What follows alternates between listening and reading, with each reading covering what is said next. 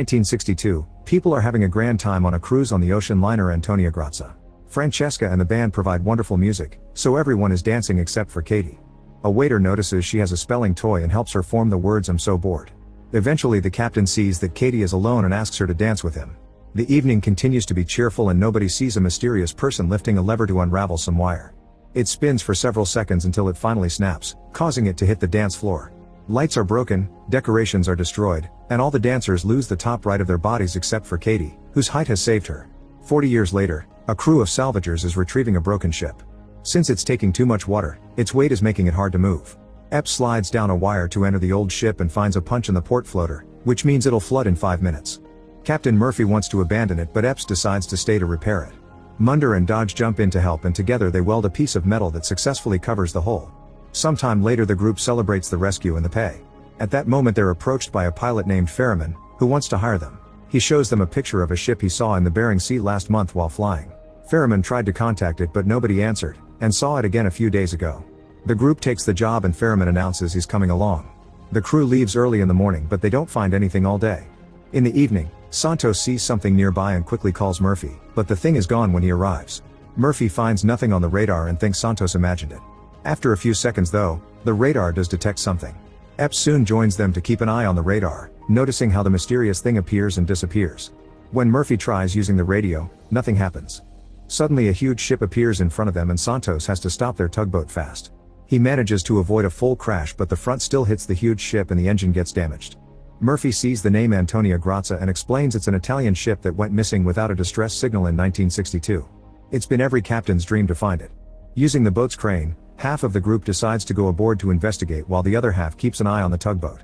As they look around, the salvagers notice that all life preserver lockers are empty and all lifeboats are gone. As soon as they go inside, they lose their connection with the boat. The group looks around and follows a strange noise to find a pendulum clock still ticking. When it suddenly strikes time, it startles the guys. They keep moving and don't see Katie's toy moving on its own to say welcome aboard. The further they move into the ship, the more static can be heard on the tugboat radio. They never see a single body. After opening a heavy door, the group enters a lower level and the floor breaks under Munder. Epps catches him just in time but she almost slips through the hole too, so the others have to grab her legs. As she looks around Epps is shocked to see Katie in the lower room, but the girl quickly disappears. With some effort, Dodge and Murphy manage to pull Epps and Munder up without anyone getting hurt. Next the group makes it to the bridge. Sadly the compass and helm are dead and the fuel tanks are empty. Murphy takes the ship's log and Dodge is surprised to find a digital watch, which didn't exist in 1962. This means someone found the ship before them yet didn't take it. With nothing else to see, Murphy announces they'll rest for the night and tow the ship in the morning. When they return to the tugboat, Ferriman asks if they were able to discover what happened to the ship. Murphy explains they didn't and shares the story of the Marie Celeste, a ship that was also found with no bodies. Like the Antonia Grazia, the Marie Celeste traveled for miles with nobody at the helm until it ran out of fuel. These vessels are usually known as ghost ships. The crew discusses what to do with the ship in the morning. Murphy wants to tug it but Santos doesn't think their tugboat can move that much weight. They can't anchor it and can't back for it later either since its anchors are gone. Greer agrees to fix the engine so they can pull it, meaning it'll take them around 2 weeks to reach the shore. The next morning the crew goes scuba diving to check on the ship's hull and discovers that there's a big hole that is causing it to slowly sink. To make it worse, a strong current loop is pushing the ship towards some rocks and it'll crash in 3 days. The crew points out that's not enough time to fix both the ship and the engine, but Murphy tells them to do it anyway. Santos stays on the tugboat to fix the engine while the rest of the crew goes aboard the ship to assess the damage. They split the group into pairs so they can tackle different areas. Soon they discover that their radios aren't working in here. Munder and Dodge are going through a flooded lower level. Eventually they find the engine room and find it flooded as well. Greer and Murphy find the captain's room, but Murphy doesn't let Greer come in with him. Inside, Murphy finds the captain's hat and a bloodstained razor. There's also a bottle of whiskey and he decides to have a drink, but when he's about to take a sip, he's shocked to see that in the mirror he looks like the ship's captain. With just a blink, the mirror goes back to normal. He leaves the room without seeing the reflection changing again. Greer is exploring alone and discovers that the elevator has fallen. Meanwhile Epps accidentally splits from Ferriman when she finds the pool room. She gets inside the pool and notices a bunch of holes in the walls plus bullet cases on the floor. On her way up the ladder, she's shocked to see Katie again and it causes her to fall back, passing out when her body hits the bottom. It takes her a few minutes to wake up and she doesn't see her blood going down one of the floor holes. Ferriman finds her and helps her out while the blood comes out through a wall hole. The duo leaves the room as all the holes start bleeding and fill the pool with bloody water full of bodies. Suddenly Francesca's singing starts echoing in the ship and even playing on the radios. Greer follows the sound to the dining room and finds a piano. The ashtray on top of it has a cigarette with a lipstick stain that is still lit. He also sees a poster of Francesca and finds her attractive, unaware that she's watching him nearby. In the central laundry, Epps wants to check the vent. As soon as she opens it, water bursts out and starts flooding the room.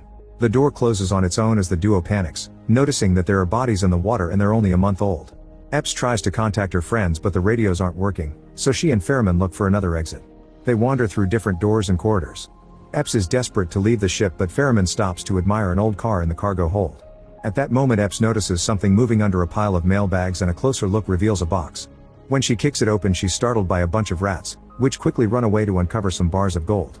They try to tell the others yet the radio only plays static, soon followed by a voice calling Epps' name and saying it's cold. The duo decides to keep moving toward the galley and Epps decides to investigate the fridge. As she peeks inside, she's suddenly startled by the hanging fabrics moving and screaming. Epps runs out in panic only to discover this was a prank by Dodge and Munder.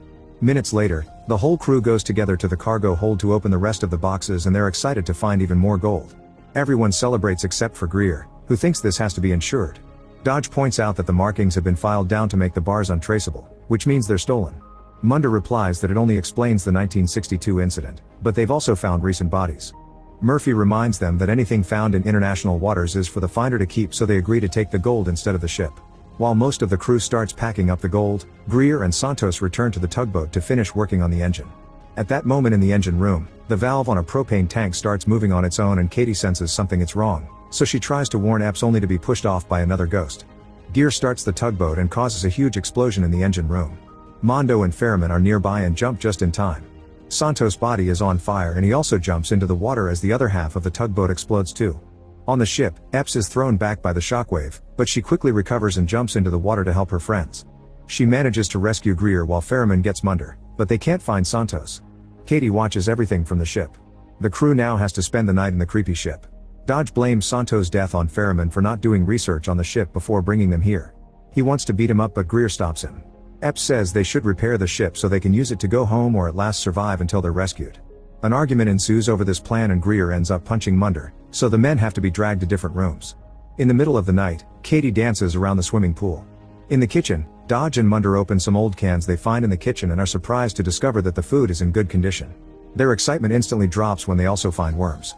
Epps checks the old passengers list and sees Katie's name on the list. It says she was traveling alone. Now that she has Katie's room number, Epps goes looking for it. She's startled by all the doors in the corridor suddenly closing except for one, which slowly opens for her. As Epps enters the room, she hears some humming. All of Katie's belongings are around, but the sweetness is replaced by horror when Epps opens the closet and finds Katie's body. After the initial shock has passed, Epps takes the locket from the body and finds pictures of Katie's parents. Katie appears next to her and asks her not to close it because she hasn't seen them in years. Epps tries to give her the locket back but it just goes through Katie's hand, making her realize she truly is a ghost. Katie explains that everyone here is trapped and that once he has enough souls to fill his quota, they'll be ferried. When Epps tries to ask what it means, blood starts appearing on the ceiling and Katie says that he doesn't want them to chat. Katie tells Epps to leave as soon as she can before she disappears with a scream. In the dining room, Greer drinks while looking at a picture of his fiancée. When he finally tries to leave, the lights suddenly turn on and the objects start repairing themselves. Soon the room looks brand new and all the guests reappear to cheer for Greer. Francesca comes closer to kiss his cheek and Greer deduces that this isn't real, so it shouldn't count as cheating. He then kisses Francesca on the mouth. She starts walking away while she undoes her dress as an invitation.